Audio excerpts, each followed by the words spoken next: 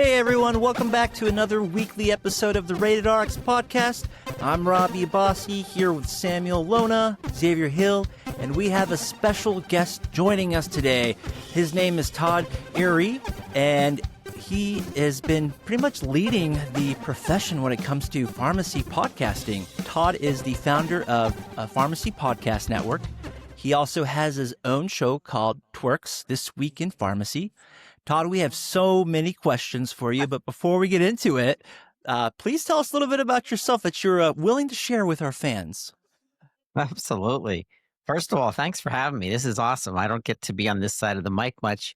It's always behind the curtain, pulling the levers and making the mice go in the round and round in the wheels. But it's awesome to be here. I'm podcasting. My gosh, it's come a long way. I can't wait to kind of get into this and share kind of the mission of what the Pharmacy Podcast Network set out to do and what we've already done and accomplished, and using podcasting as a means of not only learning, but public relations and marketing and business development and collaborations on complex treatments between physicians and pharmacists and other care providers.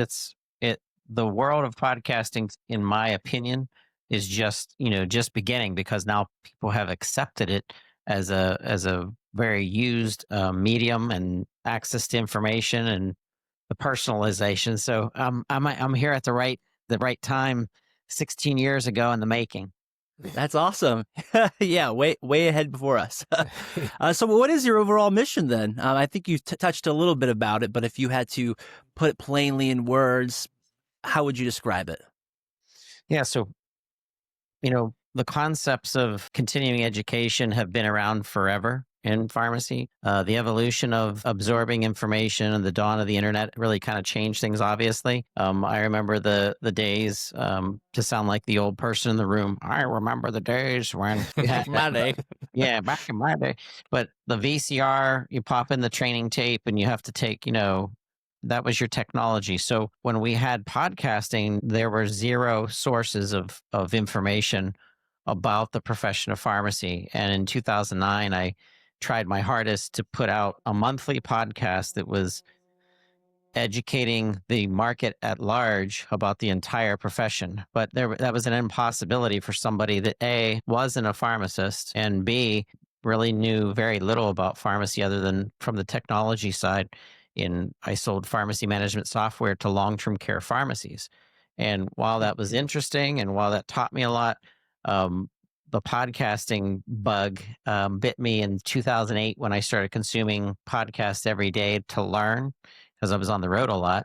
And then in 2009, I said, I got to start a pharmacy podcast because there's zero. And, I have to use podcasting to learn about the profession in order to find out how can I go out and find people that are experts in different things and then position them to become resources. So continuing education through podcasting in pharmacy, we did that with Eli Lilly on a diabetes time when I think their diabetes medication was changing, and they wanted some information out to pharmacists specifically. So we worked with the University of Pittsburgh School of Pharmacy, and Dr. Drab, did the shows, and God rest his soul. He actually passed away 2 or 3 years ago, and it was wonderful. And it was like, lights started going off my head there's no money in podcasting, by the way, not in 2009 and 2018. I didn't make any money. And in 2018, we started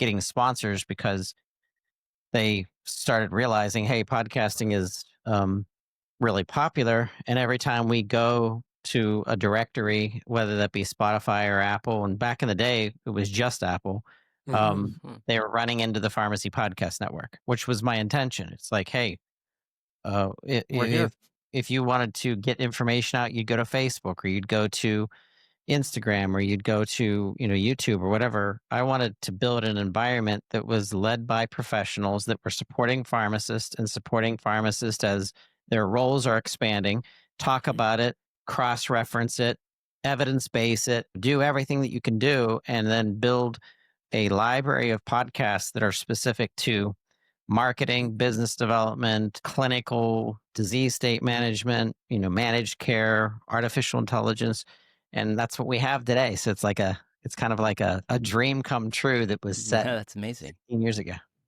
Wow. Yeah, you've come a long way. That's amazing. So what was your aha moment that led you to think like, oh my gosh, I have to make a podcast for pharmacy?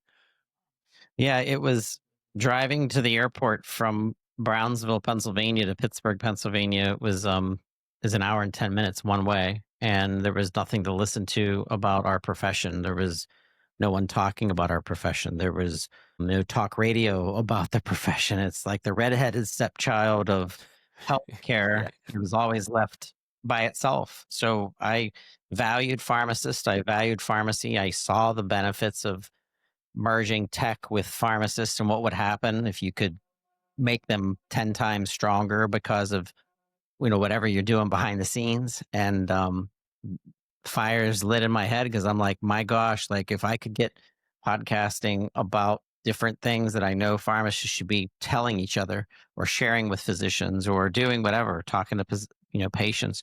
So my aha moment, even though I started in 2009, wasn't until Cardinal Health hired me to help develop their very first podcast at the Retail Okay. Business Conference, which was dedicated to independent community pharmacies. And when I got money for that, that paid for my plane and paid for my trip and paid for coordination, and I didn't really have any money left after. But regardless, it was like, wow, what if I could create a business that was an audio publication that would serve our profession?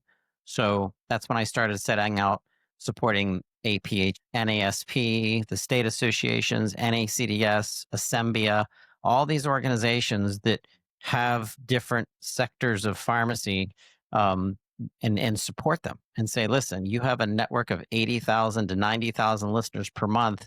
Bring your content here so more people can hear it.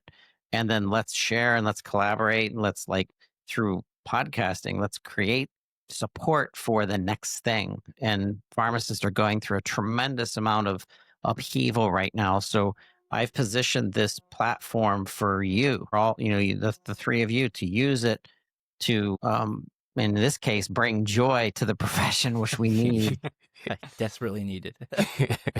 But if it was clinical, use this system, use this platform as you see fit, because I trust the pharmacists that get involved in the PPN that they're doing, they're doing the right thing and they're doing what's best for advancing pharmacy care. Yeah. Thank you for trusting us. Yeah, you were talking about the CE credit and things you were partnering with. I guess, can you tell us about kind of that evidence-based podcasting and what it takes to do like a podcast CE? Like that's kind of the first time I've heard of it, it being, how can you check that? Or first time you had to go make that call of like, yeah, we want to do a podcast. Like, what are you talking about? You can't do CE for that. Right. What was that kind of set up to get there? So that's two subjects. One is building podcasts that can be tied into and accredited and verified that in fact this is CE.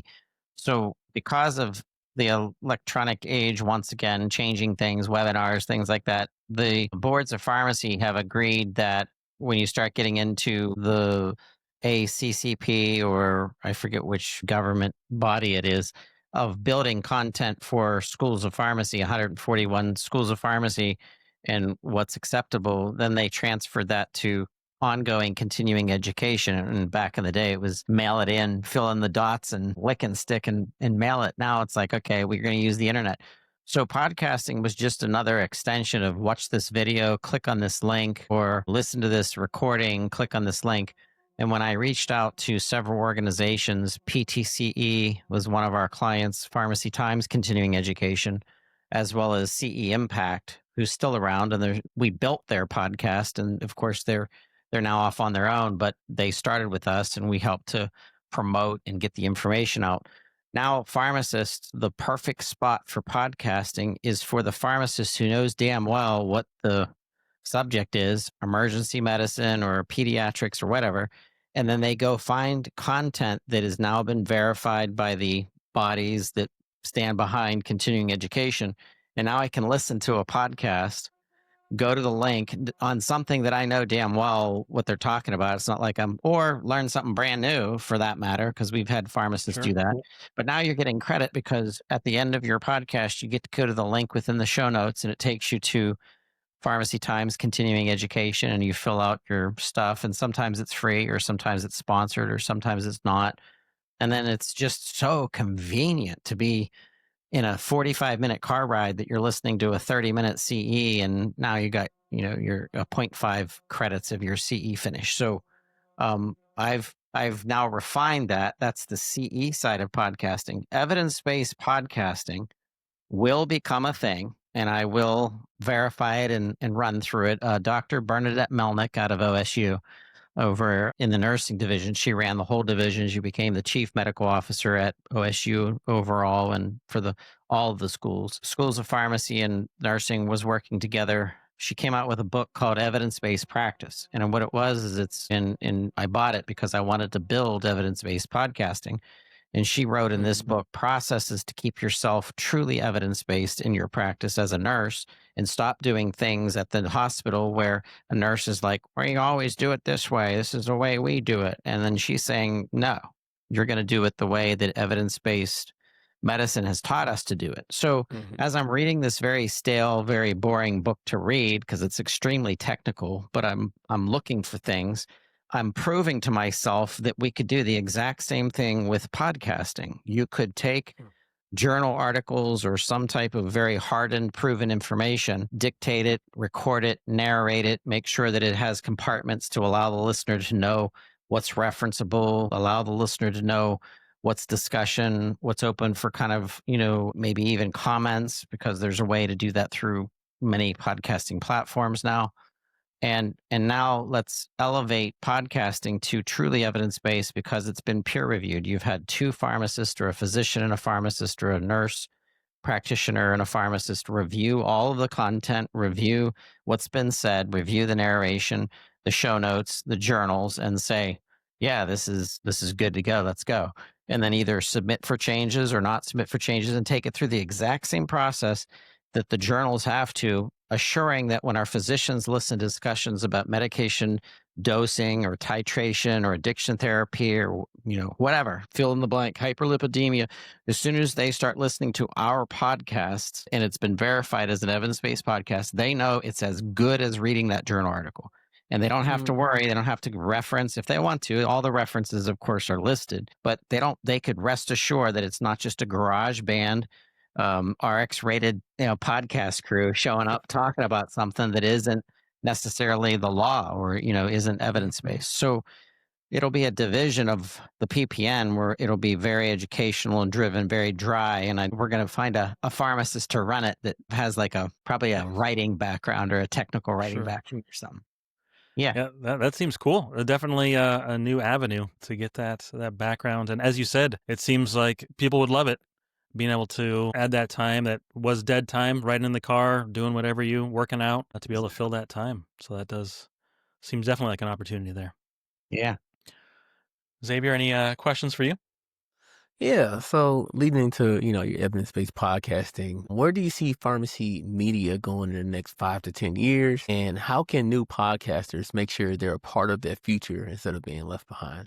Yeah, that's a great question. So the element of artificial intelligence impacting writing, impacting song making, impacting learning, and unfortunately doing a big kick in the face to a lot of our youth that are now not really learning. They're, and they're finding ways to trick things. So as soon as that runs its course, and there have been debates as to how fast it's going to take, the element of human-made content is actually going to become more popular, especially when we can verify that in fact, it is a true human. I guarantee there's probably going to be kind of a seal of some kind that'll come out. Maybe this is someone's listening has a couple $1 million develop this, but there will be some kind of seal that will rest assured public relation agencies, writers, content developers, bloggers, that there'll be some kind of seal that'll be like human, content or something, because we're going to go through such a disgusting bad side of AI, just as much as there's a good side to AI and a wonderful side to AI, especially in the hands of pharmacists. It's that we're going to reach the authenticity that you're all providing and I'm providing and developers of content, they'll be able to survive in the world of content development, in the world of podcasting and video. And because we've ushered in the new age that news sources are no longer NBC and ABC News and MSNBC and changing their name and Fox News, but it's the individual who builds a base of listeners or observers. And those observers either think you're funny as hell and they're just signing up to see the next meme-ish thing that you're putting out, or are you providing a true service to me as either a B2B professional or a B2C professional that you're trustworthy? And in my case, I want to be partially evidence-based so that when I have intelligent pharmacists like you listening to my network, they're like, holy crap, this content is freaking really good. And in this case, I'm listening to an evidence-based podcast. So I think the future of podcasting, the future of pharmacists that want to podcast is just starting. But what you have to do is you have to develop more than a me show. I can't stand me shows. Look at me, I have a podcast. I got a fancy mic. Now I'm a podcaster. It's like, stop it. Just don't podcast. Unless you have a mission, unless you have something that's in your heart that you're truly attaching either a hobby to, or that like lights you up and makes you happy, or something clinical or something professional or something in advocacy with PBM reform or something, don't just do it because your grandma does it and your Billy Bob does it and I want to do it. Because there's a lot of companies who have put out podcasts that have been disasters, haven't gotten any listeners. They come to us, they show us what they did, and I'm like, this is complete crap. Like, we're not putting this out on the weekend.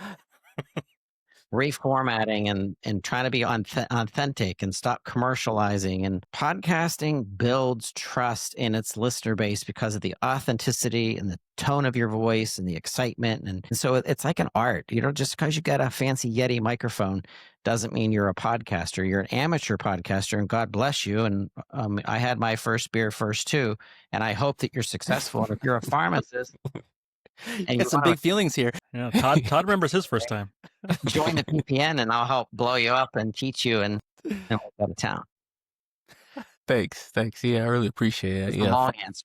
Podcasting can definitely, go pretty far from here. And if you want to get into it, definitely kind of take AI into the account of how you're going to utilize that to improve and become a better podcaster for sure. Yeah, I'm using AI. I'm using AI for show notes, for conference, write out of plans, but I'm going in and I'm pumping it with so much information that really all it's doing is formatting it for me and making it sound professional. But it's really all of my information. I mean, that's how AI will help us in clinical studies, that'll help in clinical trials, and all is the true researcher pumping it through everything that they verified the way that you've always verified it, and now throw it into AI to let them make it organized and see it a different way and keep feeding it. And I think that's where AI is awesome and powerful and will keep expanding, but it's got to have a balance between AI and the human. Mm-hmm. Yeah, I definitely love how AI can make things more readable, or like make it simpler or easier to read and understand for people. So you can just pump all your ideas in, and it could be disarray, all unorganized and stuff, but then it can just take all that, reformat it, and then boom, you got a nice readable piece or listenable piece of audio, which is really cool. Yeah. It's the best spell checker ever because it reformats your sentence structure and makes you sound more intelligent the way you write. And if I'm part of the subscription model. I think it's $20 a month for ChatGPT, and it's so worth it because it learns terminology. It learns like torques. I put in torques a bunch of times, so now it knows that means this week in pharmacy. And so there's an definite advantage. Like people that I'm hearing in our pharmacy industry, just like in 2004 when I entered pharmacy, and I'd find out that a pharmacy in a community environment didn't have a website, and I was just like, what? Now I'm running into pharmacy owners and operators and people in specialty and that are not exercising ChatGPT or not exercising some kind of AI or playing with something or just getting a little bit taste of it. Cause I'm like, dudes, like you guys are going to be so far behind in 24 months from now. You might have put yourself out of a job that you could have become a researcher and gone to the next level because the acceleration of how fast things are going to change now is going to be, we're all in for, a roller coaster ride for sure. Definitely. Yeah. All right. Let's pass it back to Robbie, see if he has any other questions. No, I think that's all I got here. Todd, thank you so much for sharing and letting us pick your brain. We're going to move on to the next segment. I'm going to pass the mic over to Sam, who's got a weekly weigh-in. And Todd, we're looking forward to your discussion on this topic with us. Let's go. Sam, please take her away. All right, so sticking with the AI, we had a pharmacist sent in talking about having their first patient call in about a complaint on a medication. And the first thing they said was, I looked it up on ChatGPT and it said, and I wasn't sure how to respond. Thinking in my head, are they going to just ignore me if I say it doesn't line up with the AI? Will they take my word over ChatGPT? How do you guys handle when patients come in hot with that ChatGPT? Xavier, any experience with that? So, yeah, well, I looked into it because this is an issue that I think we may come across in the future. So there have been a couple studies that have been published, peer-reviewed studies where they look at either a doctor's information or the pharmacist's information, right? And then they compare it to ChatGPT. So they end up finding that a lot of ChatGPT's information or the AI's information now isn't as accurate as the pharmacist or the physician at this time. It's because it basically just searched the web and it finds whatever it can find, which it may find some inaccurate information, and it just kind of throws it out there to you. But it's like very readable and nice and understand. They make it simple so you can understand, but it's not always accurate. So I think at this point in time, we have to let the users know that AI is not to that level yet. So you have to go through your experts who, they've been going to school for years or been practicing for years, and they do this every day, and they're doing the research studies and they're following the evidence-based guidelines and stuff. And I'm just kind of explain to them that, I appreciate you for, trying to find things on your own, but AI is not always accurate yet. We have to confirm the source that it got it from, just to let me double check the AI and make sure that they're correct, because it may be, maybe a better answer out there.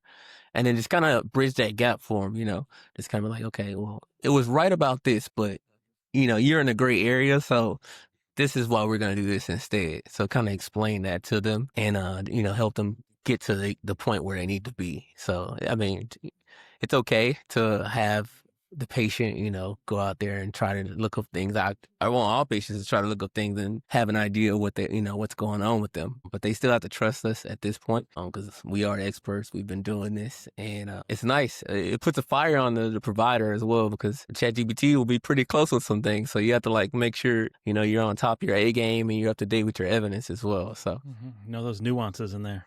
Exactly. So, and if they still don't believe you after that, then you have to try to, get them to come to a compromise or something like that, and try to find a median between you and the patient. But I think that's what we can kind of do to combat the ChatGPT. Well, you just see the Google people, right? Dr. Google, right? So now we got Dr. ChatGPT. So, Todd, similar question. Are you seeing, I guess, experience from podcasts and what you're hearing back from other people on those podcasts of pushback on that guidance-based or that evidence-based podcasting, where people are coming in with their AI or their Google and contraindicating, I guess, going against whatever these pharmacists or other healthcare providers are bringing up? Yeah, I've heard about patients coming to the pharmacy and in the independent setting, for example, and challenging the pharmacist, starting with the technician and then, of course, the pharmacist based on ChatGPT. And the answer that was given was that, while I appreciate that technology, Mrs. Smith, and how vast it is and how, it can bring information together, the sources of information from ChatGPT aren't years of medical documentation and journals and latest that has just come out. It also doesn't factor in the drug allergy, drug food, substances, anything else that's in play. The question that you've posed to ChatGPT is just a surface reference of everything that's available to the internet at once again, a surface, but there are passwords to get into journal documentation. There is username logins to get into Medispan. Like there's all this information that a pharmacist has access to. And the reason why it takes 30 minutes or sometimes an hour to get your prescription out is because we're going through all these passwords, putting my name in this one and this password and double checking this interaction and this journal and this. I mean, there's just so much information. Now, someday, maybe AI will bring all of that to a pharmacist specifically under some kind of license, because I'm sure they'll make money at it. But it was an interesting answer because it didn't make the patient feel stupid or kind of push them off to the side or anything. But it did make the patient say, oh, I never thought of that. Like there are username passwords to get into, information that is money to big organizations that love information. Wolters Kluwer, Yeah. Medispan, like they want you to subscribe. So there's no way that ChatGPT is going to have access to the information that, number one, pharmacists have access to. Number two, how to make a determination of all the other factors that go into verifying of a prescription. That's my non-pharmacist answer. I like it. So kind of on that surface level, doing compounding pharmacy right now, the big thing is fenbendazole that people call about for curing cancer. And there was some studies on in vitro stuff on it possibly having some positive effects. But I typed into ChatGPT, can fenbendazole cure my cancer? And to its credit, it started off being, I need to be clear, fenbendazole is not an approved or proven cancer treatment in humans.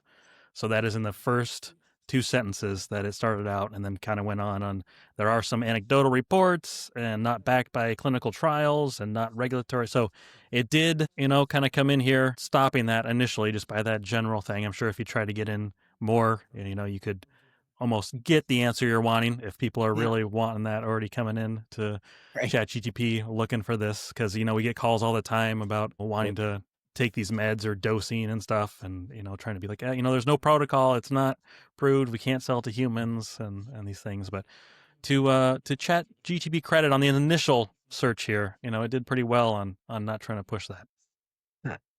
Nice. So another question here for Robbie. Do you think it's worth showing patients how to find more of these reliable medical sites, CDC, FDA, the Pharmacy Podcast Network, or have you done it, and do you think it works, or do you think it just overwhelms people when they don't get their simple answer they want?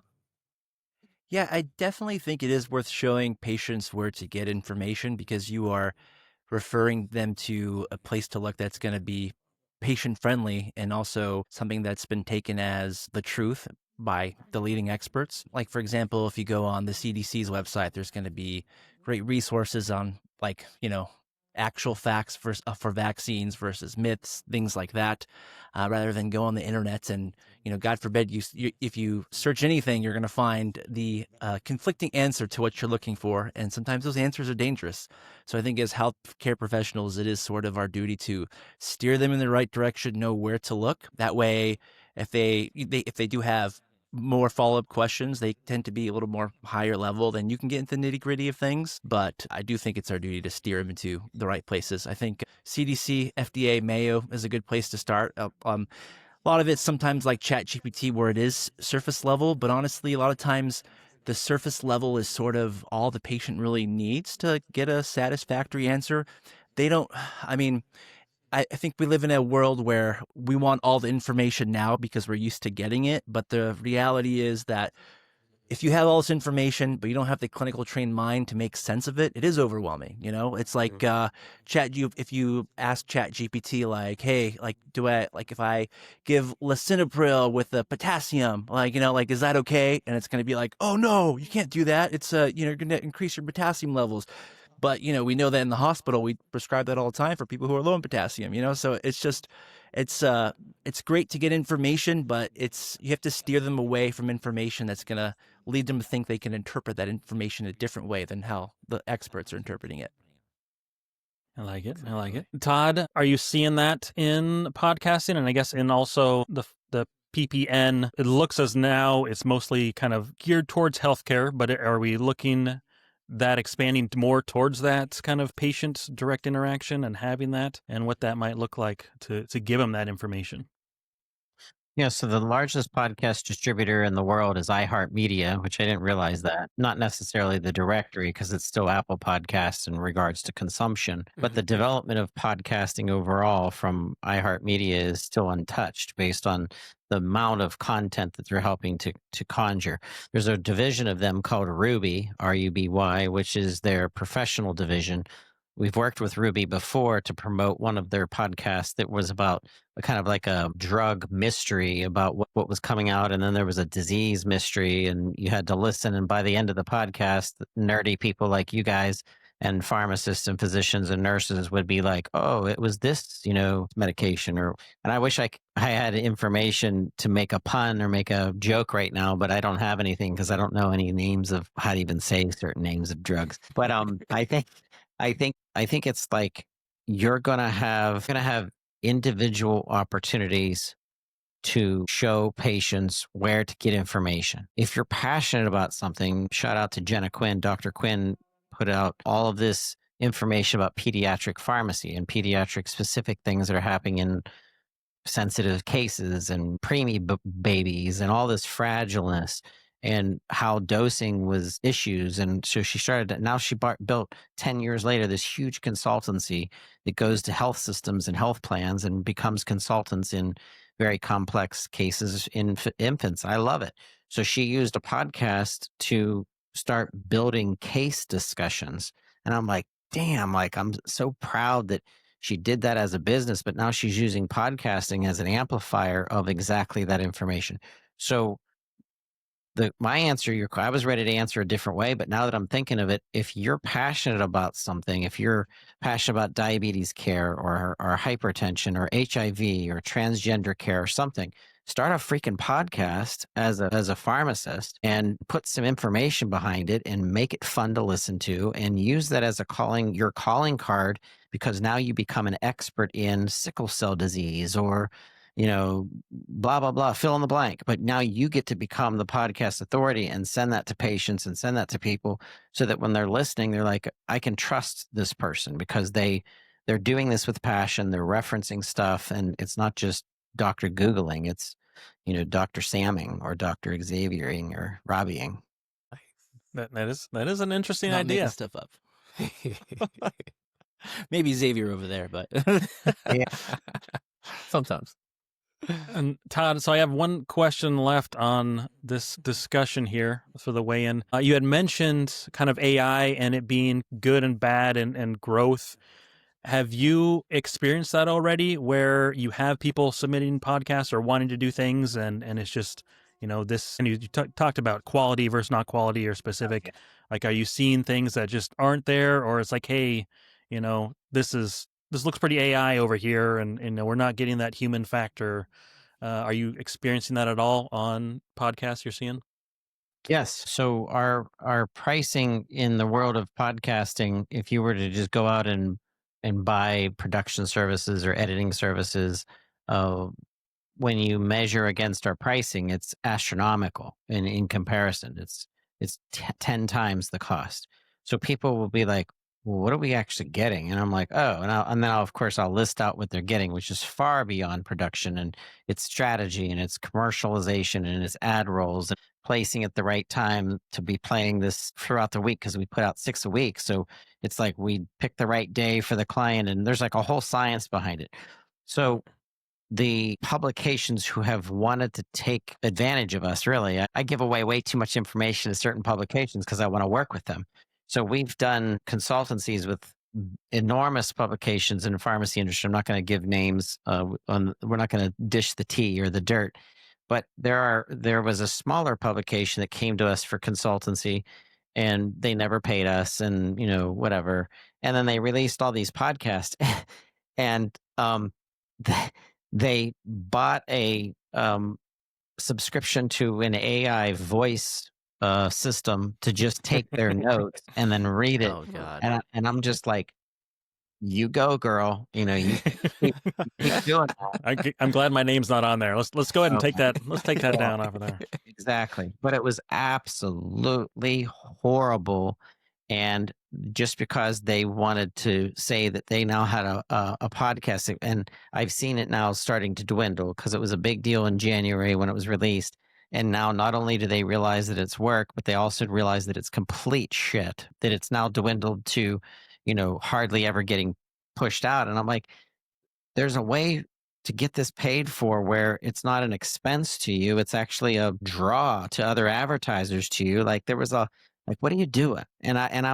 I wish that people would trust the professionals in a lot of things, just like you're asking patients to trust you as a pharmacist.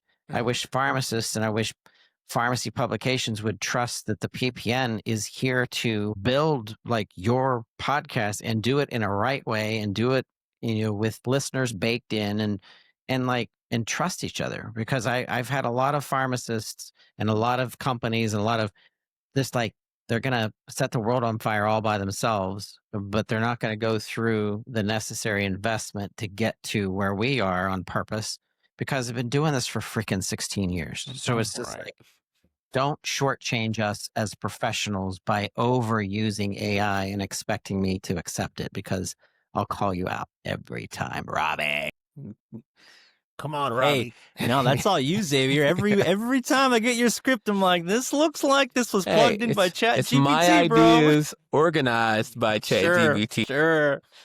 All right, thank you guys. I'm going to pass it on to Xavier for the pharmacy fantasy. All right, guys, I have a funny scenario here for you guys. This is called the vape nebulizer. So, boom, here's the scenario. So a patient named Tiffany, right? She decides that her albuterol nebulizer solution, it works better if she just poured in her vape pen. And she claims that she hasn't had an asthma attack in weeks, and now she coughs out glitter because it mixes with the cotton candy vape juice. Oh, God. So she's like vaping it up. She was like, forget that inhaler, forget the nebulizer. I'm going to heat it up in the vape pen, inject it directly into her veins. Into her lungs, breathe it right directly into her lungs and just kind of go crazy with it. So my question to you guys, we'll start off with Robbie. Is there any world where a vape pen could deliver the albuterol better than a nebulizer or inhaler? Or is this just asking for like popcorn lungs? That's an interesting question. I don't want to knock down on that idea because, carrying an inhaler around with you and keeping it on hand at all the time and then using it, like sometimes I don't want to say it's embarrassing, but it can be kind of a cultural deterrent. And something maybe a little more discreet might encourage people to, use inhalers more often, be that albuterol, be that something like Symbicort.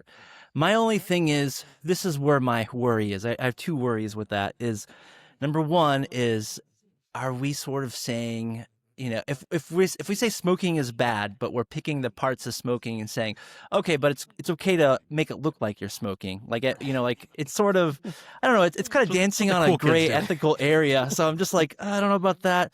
And my only other concern is that how do you ensure you're getting adequate doses of everything? Like if you could program this pen to be like, hey, I need to get this much of my albuterol, I'm going to inhale it twice and you get the same dose, then hey, why not? Yeah. What she's doing, though, no, that is not going to fly. That stuff is not meant to be heated, and you can't. There's no way that medication is viable. But that is a cool idea. I know they have stuff already on the market, but as far as an inhaler goes, hey, I would love to see that. So maybe we should patent that idea for the future. Right. Definitely buy it from us or something. It does sound very cool. Like, maybe a different way to deliver the medication for sure. Todd, do you have any thoughts or any reactions to this? As someone that's the non-pharmacist on the group right now, all I did was ask ChatGPT, guys. We were just talking about this, right? So it said, technically, yes, albuterol is a small molecule that could be aerosolized. A vape pen heats liquid into a inhalable aerosol. So that in theory, you could dissolve the albuterol in a carrier solution and deliver it. Theoretically, particle size and disposition could be tuned. In practice, though, and it goes on. So what do you guys think of this answer? Because you're the pharmacist. Are you calling but you're still full of crap, or is it following like science, or like what's going on?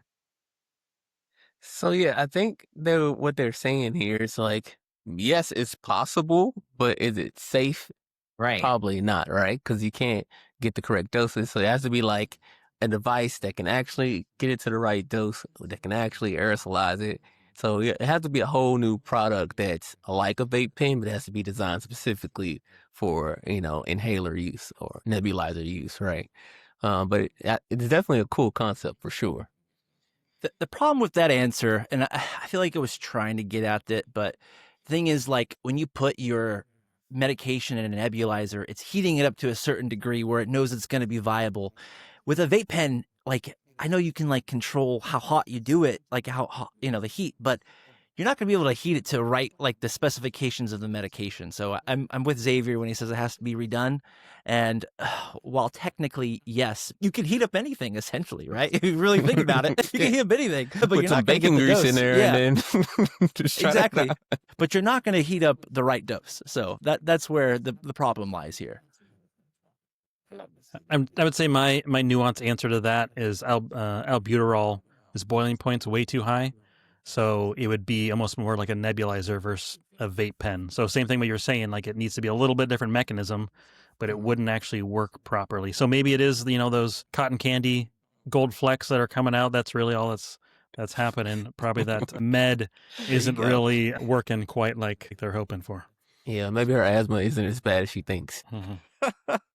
Placebo. Moving on to my next question. If vape pens or this weird route of administration could be legitimized and recreated to be given to where that you can give a medication, which drugs would you think will make the most sense to deliver, like inhaled? Sam, what are your ideas on this?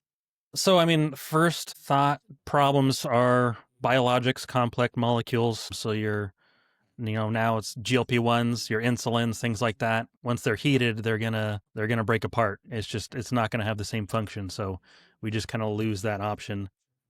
Well, I'm Things. saying, what if they like redo the vape pen to where, it's a new, like easy in your pocket medication Okay, This is administration. if we could fantasy. This is fantasy. This is bypass fancy. everything. Yeah, like they created something that's working, but what drugs should they give that to keep in the pocket with them at all time and they can hit it when they need it?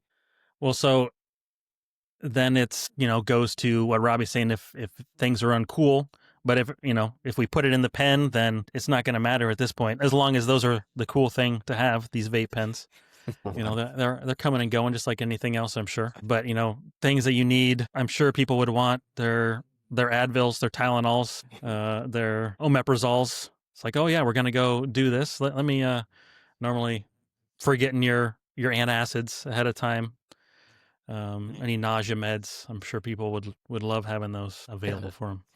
That'd be I'm laughing at cool. the thought of teenagers like, stealing things to light up these pens and going to parties like, yo, you got that new Tylenol vape pen over there? Let me, just opens it up for abuse my for back's sure. a little sore here, right? Yeah. Nah, it'd probably be like liquid Norco or something. But I was thinking like some medications that we do have that we give either nasal or um, inhaled already. Maybe like EpiPens, like if they can just inhale, like, the person's passed out or Narcan. they're having allergy reaction, right? And they just hit the vape pen and boom, it kind We of got to helps get them through the other immediately. problem if they're passed out and then them having to breathe in and Yeah, here hit this, and you're just holding it next to them and they're That's just why it's sitting to there the not nose, doing bro. anything. Yeah. So that one's different for sure. But if they're not passed out, might be an option.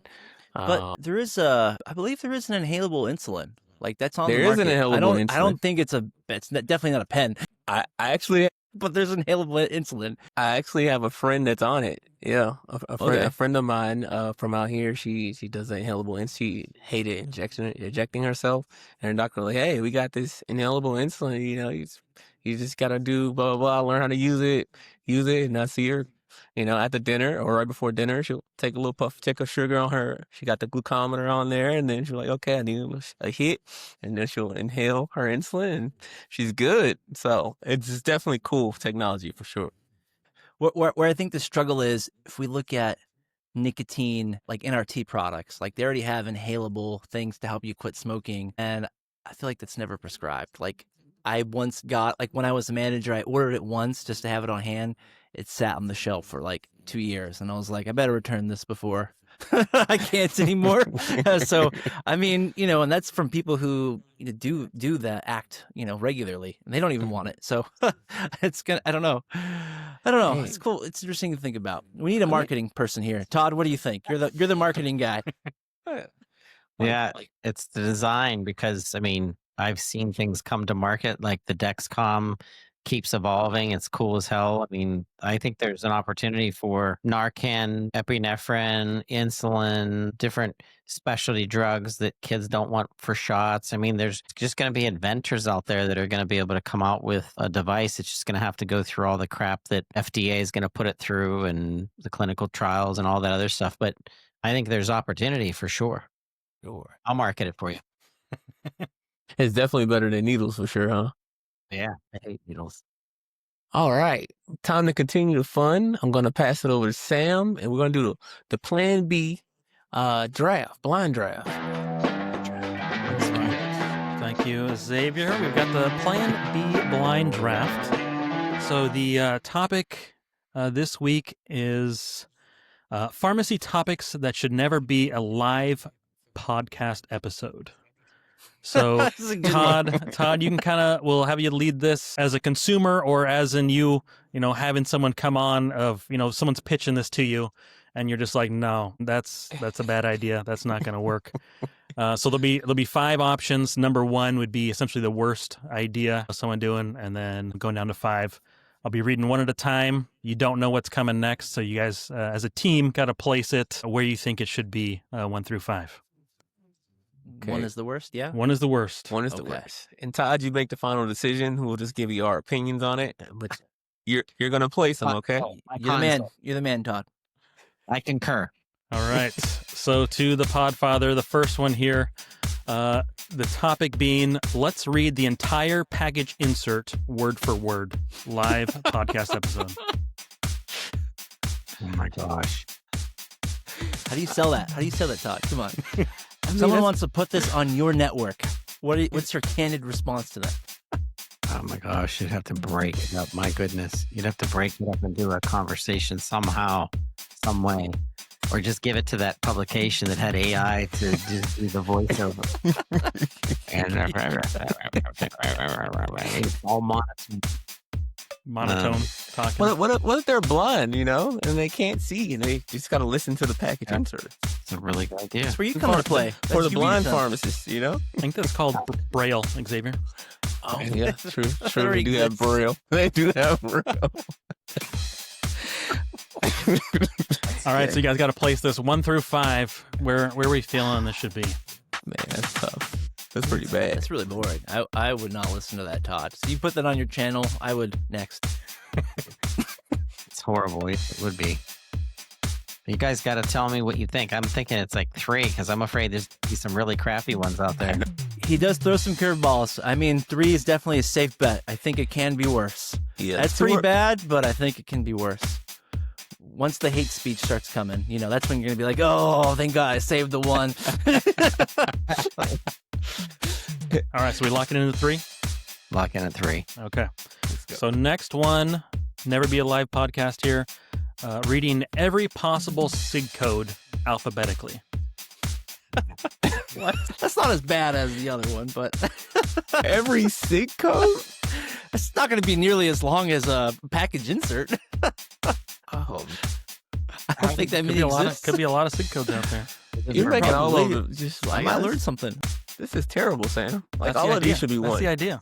But is it worse than reading a package insert? That's where you got to decide, Todd. Is it worse than that? Maybe we should go for the. I don't know. It is kind of bad. I mean, oh my gosh, I'm afraid to lose my 2 and my 1. Yeah, I'm thinking go down to 4. I'm thinking 4 too. I'm thinking 4 too. That's not nearly as bad. It's bad. We'll go for 4. We'll lock it in 4.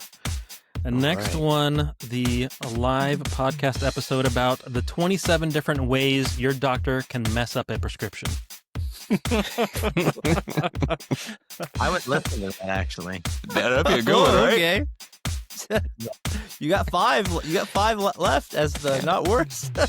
Yeah, absolutely. Let's put that at 5. I would actually listen to that. Okay. Lock it in Make 5. fun You have a fan. You got a fan already. That's right. You got to mark it.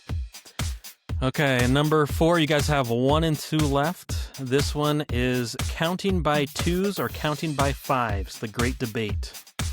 Oh, God. Oh, yeah. I think that'd be funny to listen to. Dang. But it's too bad. It's too bad. Yeah. Those are taken, but How long would it be? Is it like a 10-minute podcast, or is it a... I mean, they're live, so they're probably rambling a little bit, going off topic. Then they get into a fight, they start arm wrestling. Like 5s, no 2s. I'm afraid he's going to save the worst to last, so I'm going to put it as a 2. Okay. Okay. And then the last one, you guys will be locked in at 1, would be Guess That Rash, an audio-only game show. Yeah, that's the worst for sure. that's bad. That's bad.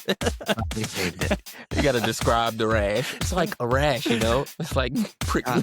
Red, bumbly, prickly things with the hairs sticking out. A little bit raised, but not raised. A little red, but I not red. press it. Can I scratch it? Just 3 hours of that, talking about rashes. Yeah, All right, that so you was guys fun. went number 1, Guess the Rash, an audio-only game show. Number 2, Counting by 2s versus Counting by 5s, the great debate.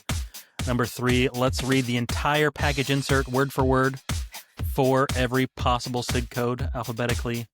And 5, the 27 different ways your doctor can mess up a prescription. I like that one. How do you guys feel? How do you guys feel we went? I think that's Which pretty one's Todd good. picking up? I'll pick up that last one for sure. Yeah. Stands by it. Okay. You guys like him? You Yeah, guys no, did a that was good order? pretty good. Okay. Yeah. Good work. Good I work. like it. All right. Well, thank you guys for playing. Let us pass this to Robbie for the Pharmacy Pandemonium. All right. Thank you very much. Guys, we're going to be changing it up today for Pharmacy Pandemonium. I'm going to play a TikTok video. People, viewers, you could watch this if you're watching on the YouTube channel. Listeners, really, you just need the audio. You're not missing out on anything for it. But I'm going to go ahead and play it here. Talk about one of my favorite conspiracies. What does a heart medication company, a pesticide, and dandelions all have to do with each other? Bayer makes billions of dollars off of their heart medications. They own Roundup. Roundup is used to destroy dandelions. Dandelions are considered to be one of the most heart-healthy foods in the world. So a lot of conspiracy theorists believe that Bayer owns Roundup so that you'll kill this, so you have to keep buying that. But is it actually true? Aren't dandelions that healthy? They are incredibly healthy. In fact, they're more nutrient dense than kale or spinach. They are considered to be a superfood, better than a lot of things that you grow in your garden. So why do we kill them? Marketing. We've been taught that they're weeds, and so we think of them as weeds. Stories about the Pilgrims bringing dandelions on the Mayflower, where they had limited space, and the only reason why they brought it is because of the natural healing remedies. Scientists are just starting to begin to study the effects of dandelions on our heart health, and the studies do look pretty promising. So is that why Bayer owns Roundup? All right, I'm going to stop it right there because I think we have seen enough of that there. So, boys, I want to know your overall reactions here. What are you thinking when you when you saw that video? They think that anything is the cure to everything. They think that anything is a superfood that you gotta have, and anything that's produced by big pharma is terrible majority of the time. So, yeah, I haven't heard anyone say dandelions were a superfood and they should go out into the yard and start eating all the dandelions. So Been in the wrong circles, apparently. Yeah, you weren't a teenager, clearly, huh? Just kidding. I didn't eat Smoking those dandelions. dandelions or anything? No, it's just yeah. What are you thinking there, Sam? When this video was going? I think my first thought was them referencing aspirin and being like, isn't that like a $2 drug? Like, how much money are they really making on this drug that's been around for 50 years or, whenever it came out? It's a pretty old drug. Obviously it's being prescribed, but that doesn't seem like that's the huge conspiracy that they might be looking for. Maybe if it was Ozempic that is, causing all these things. Dandelions make you lose 100 dandelions and pounds. Ozempic, they could be going somewhere, but I think that was the first thing of like, that's what kind of money do you think they're making by killing off Yeah, dandelions? off of a generic people drug. Won't eat kale and spinach anyway, so why are they going to be eating dandelions besides that? And Todd, yeah, how about you? How would you market this? What are you thinking here? I want to know. So, first of all, I've eaten a dandelion. Oh, really? We got experience here. Okay, good. It's just nasty, right? So that's marketing in and of itself. And as soon as they start putting artificial flavors on it, then we lose all of the credibility. So I don't see anybody eating dandelions, by the way. But I don't know. I don't get excited about those kind of TikToks and things because I just think it's a way for people. Usually there's a supplement that'll be like grounded up dandelion powder in capsule form, buy this today. And people would just buy it because somebody, I don't like pharma and that's the big thing. And there's that weed All stuff. natural. Causes cancer and they want you to keep buying their stuff. And it's just like, come on. Like I think the intelligent conspiracist theorists today are so much loonier than what we were conspiracy theorists 20 years ago. And I think we just have too much information. I think we'd end up just plugging things in and drawing your little connection tables. I like that meme from It's Always Venn Sunny in diagrams Philadelphia. going on there. Yeah. Well, allow me to break it down here and I think this is why this dude was getting confused here, because I did do a little fact checking on this, and apparently dandelions have shown to act as a mild diuretic in rats, not in people. Animal studies. He made this big leap about there being cardiovascular benefits, but when you compare the effect of a diuretic versus the effect of aspirin, two very different reasons you take it, right? Antiplatelet versus maybe heart failure. So to say they're destroying it for the other thing is a very, very big leap. And that's a leap people make because they don't have information. And I don't know if you guys saw this, but when he did a quick little search in Google, I mean, that was Google's AI breaking down that information there, right? And so we already talked about how unreliable that is, right?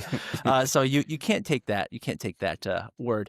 Then a little more fact checking on the vitamins. It appears to be high in potassium. So if you really want to go and eat, apparently it's 100 grams of dandelion will give you roughly 10 to 15% of your daily potassium. So if you want to go eat dandelions, but by all means, please go right ahead. I'm going to stick to bananas and, skin of potatoes. And I think I'm good. I think I'm good that way. And apparently they taste bad. Terrible. They made tea out of it. So, I mean, I wouldn't drink it, but. So this leads me to my first question. And Xavier, I'm going to start with you because I sensed you had a lot of feelings when you first listened to this video, but who should be allowed to give medical information and education online? Ideally, your licensed professionals and then your reputable medical journals. That's where you want to get your information from, your evidence-based information.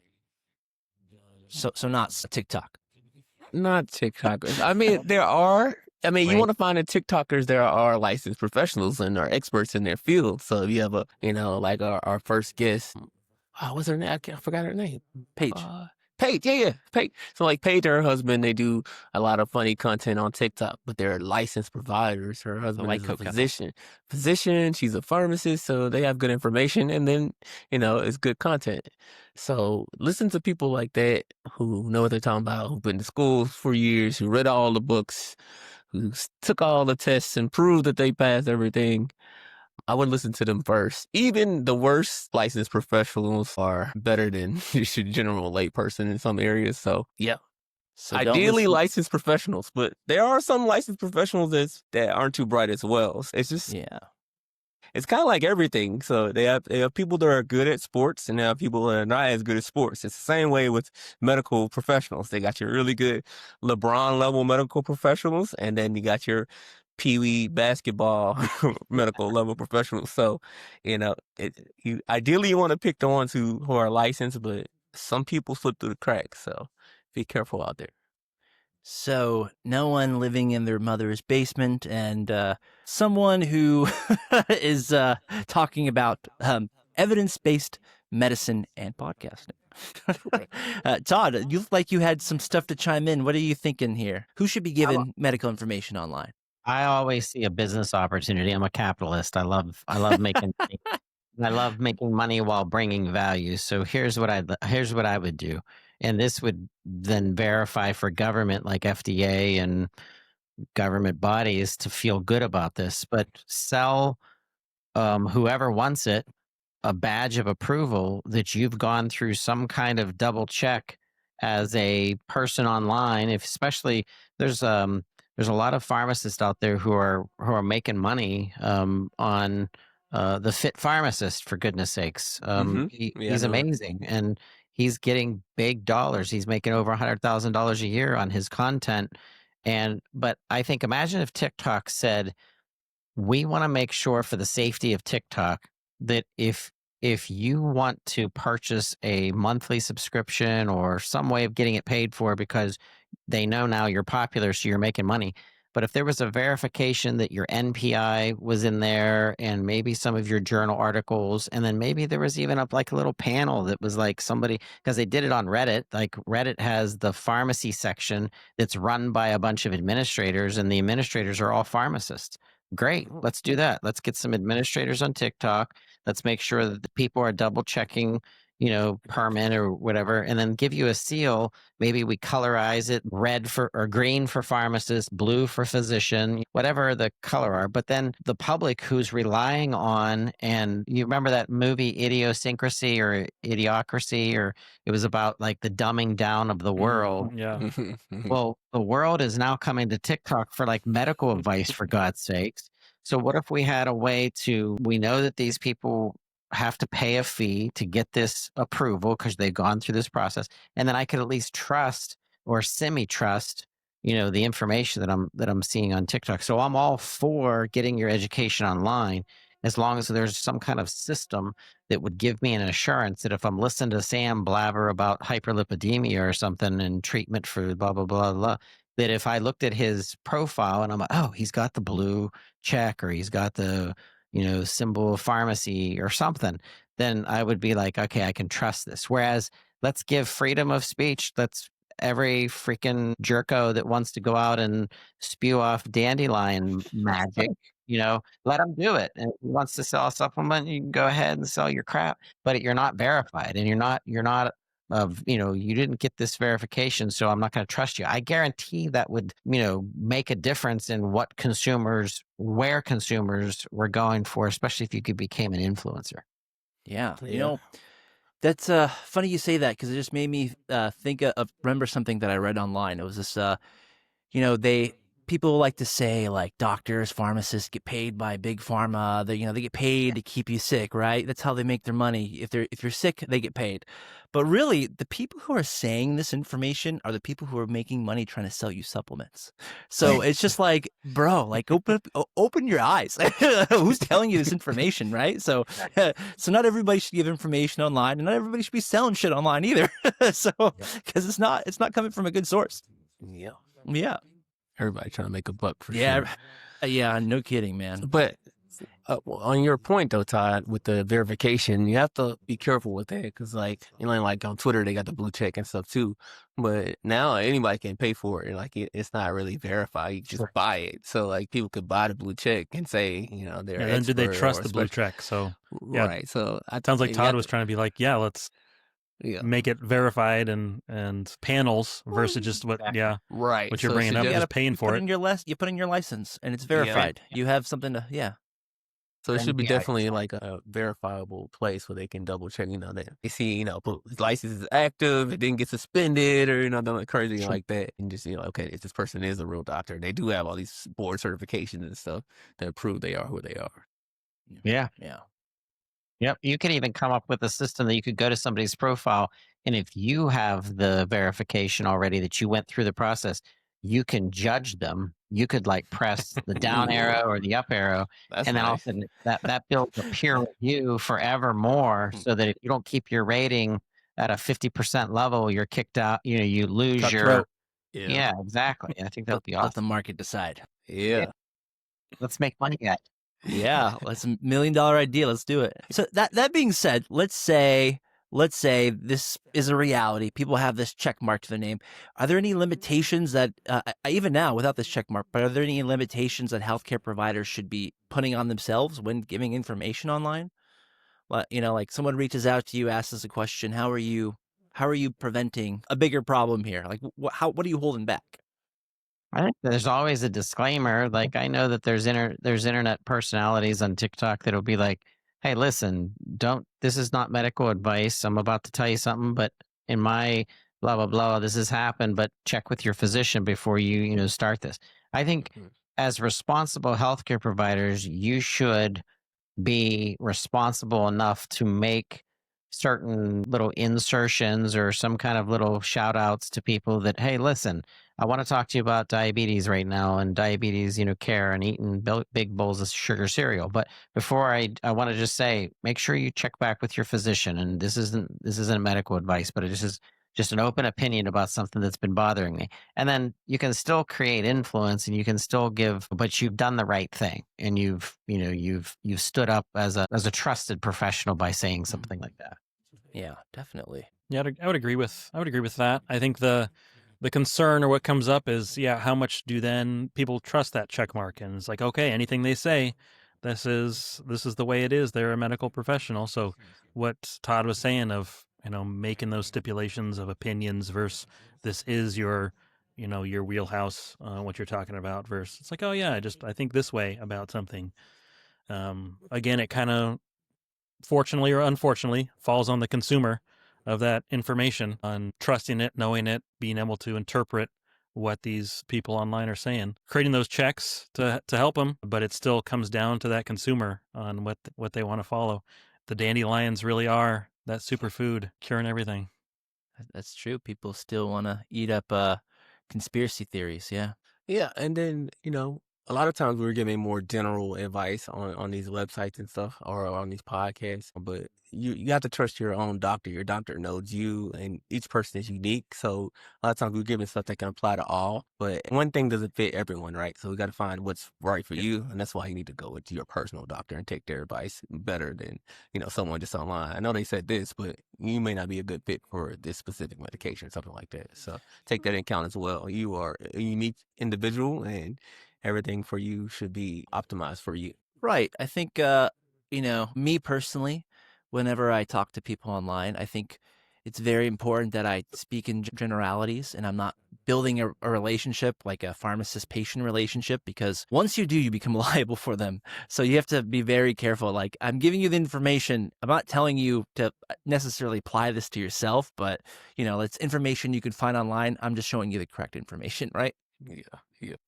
So that brings me to an ethical question here. And Todd, we'll start with you. But do you think it's a pharmacist's duty or any other healthcare professional's duty to give correct information online, or even simply just correct other people who might be saying wrong information? Is it okay to start arguments online for the sake of the correctfulness?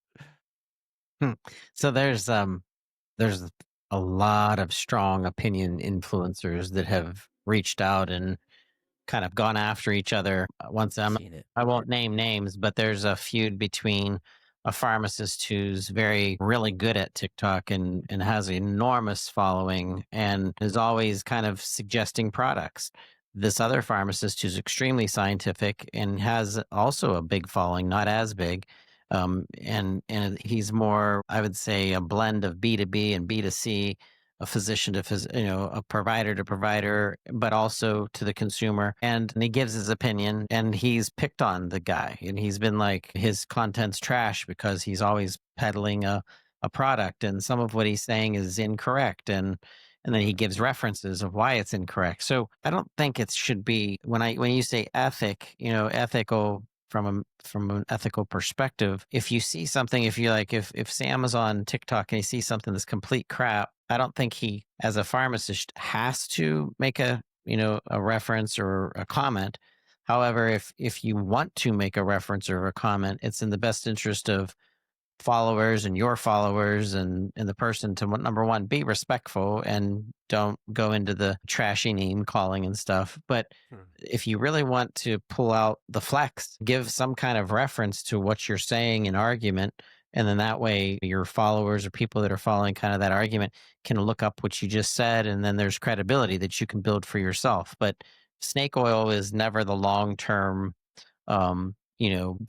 best practice. And if you want a long-term reputation to be built, if you're a 30-year-old pharmacist and you have 40 more years of work to do, don't burn it on becoming a bullshit TikTok star and then people find out in 2 years that you're Yeah, crap. Robbie. Now you've ruined your Darn it. reputation.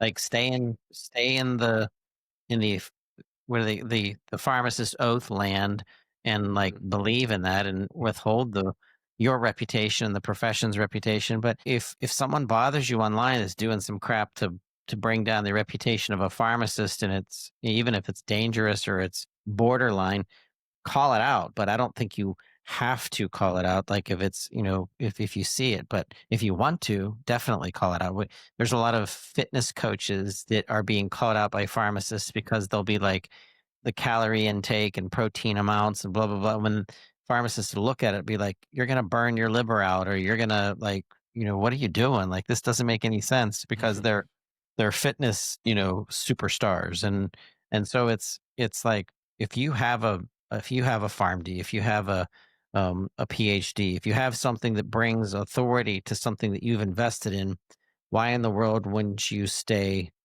clean online in the realm of professionalism and doing the right thing? Why would you put out 8 years of work and $250,000, $300,000 worth of debt and trash your reputation? It's just whatever. Yeah, no kidding. It's a small world. Everybody knows each other online. So you got to be careful what you say out there. And I've definitely seen some nasty things, professions calling out other professions. And one video that sticks out in my mind was this group. They were going through an X-ray, talking about what they were seeing, and the practicing person, I won't say what they did, but was saying how, oh, look at this. This is the colon. This is all inflammation. This is why the patient feels really bad. And finally, another provider, and many providers actually did this. They stepped in and paused the video, and they're like, "This is poop. This is not inflammation." I don't know if you guys seen this video, but the medical providers had a field day, and it was a provider who historically don't look at X-rays, and I'll say that. And so it's kind of hard to watch because it was sort of them lashing out at this person like, hey, stay in your lane. But I do think it's important to try to correct people, not to put anyone down and be mean, but more because, again, like, we're trusted professionals, and people like there's inherent trust. And if you're giving wrong information, it sort of devalues the profession and what people think of us. So it is important to try to keep each other accountable, especially if it's going to cause harm to the patient. So yeah, but don't be trashing anyone. All right. Well, boys, any final thoughts before we take it home? Yeah, so support your local independent community pharmacies out there. Yeah, Yes, no sir. kidding. Yeah.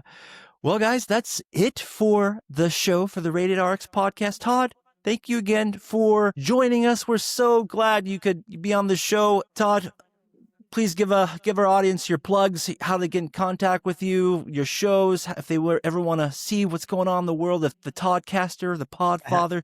He has many names. Yeah. I don't want it to be about me. I want you to reach out and support your pharmacist by listening to content, making suggestions how to make content better. Go to any podcast directory and you'll find Pharmacy Podcast Network. You can, if you subscribe to PPN, you get over 40 podcasts in one RSS feed that you can listen to different things. And you'll always be able to pick what you want because we always tell you what it is in the title. But keep doing great things, innovate this, this industry. And we're going to pull away from dispensing. You're going to become more involved in treatment management, and AI is going to blow everything up. Digital therapeutics is going to start becoming more integrated into, specialty pharmacy. And I mean, this is the best time. I know it's hard. It's a hard time in pharmacy right now, but it's also the best time to be a pharmacist right now, especially if you're creative and you're a mover and shaker, because things are going to be changing very rapidly, and we need specialists to dig down into very specific things from a pharmacist perspective. So, but thank you so much for having me. This has been awesome. Yeah, well, thank you. Todd, it was fun having you. Thanks for the insight. Definitely a little different tweak on pharmacy and a lot of experience, more than any of us in pharmacy. So it's good to see all that. Thank you. Yeah, and thanks for schooling us on the business side of podcasting. We learned so much today, and we look forward to utilize some of those ideas and thoughts that you gave us. Absolutely. Yeah, Todd, thank you so much for being here, and a big thank you for paving the way for pharmacy podcasting. I know this was sort of an unexplored territory. You started it, and we're so glad we could be a part of it and join you in that endeavor. So thank you so much. Absolutely. Yeah, anytime I can help anyone with podcasting and you're a pharmacist, you had me at PharmD. So you call me up and let me know how I can help you. All right. Thanks, guys. I appreciate you listening. Make sure you follow and subscribe. Send in your questions. We'd love to hear from you. Thanks.